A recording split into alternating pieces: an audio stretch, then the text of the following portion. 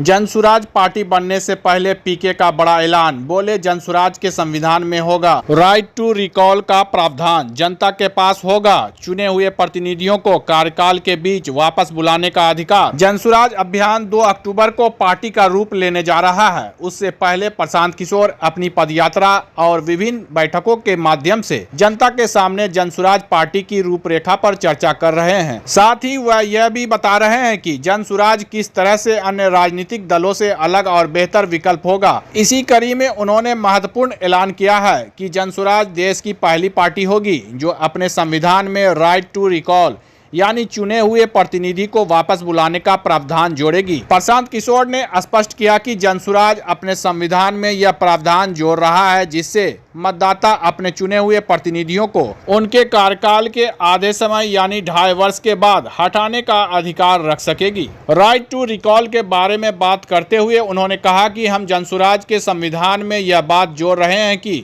जो भी जनप्रतिनिधि जनसुराज से जीतता है लेकिन किसी कारणवश वह जनता की उम्मीद पर खड़ा नहीं उतरता है तो जनता के पास यह विकल्प होगा कि जनता उसके खिलाफ अविश्वास प्रस्ताव पारित कर सकती है। इसके तहत अगर एक निश्चित प्रतिशत मतदाता अपने प्रतिनिधि के खिलाफ अविश्वास प्रस्ताव लगाते हैं तो जनसुराज उस प्रतिनिधि को इस्तीफा देने पर मजबूर कर देगा। यह निश्चित प्रतिशत क्या होगा, इस पर जनसुराज की संविधान सभा में अभी चर्चा चल रही है और 2 अक्टूबर को जब पार्टी की घोषणा होगी तो इसे जनसुराज के प्रावधानों में जोड़ दिया जाएगा। हालांकि यह कानून देश में लागू नहीं है लेकिन जनसुराज अपने सभी प्रतिनिधियों पर इसे अनिवार्य रूप से लागू करेगा।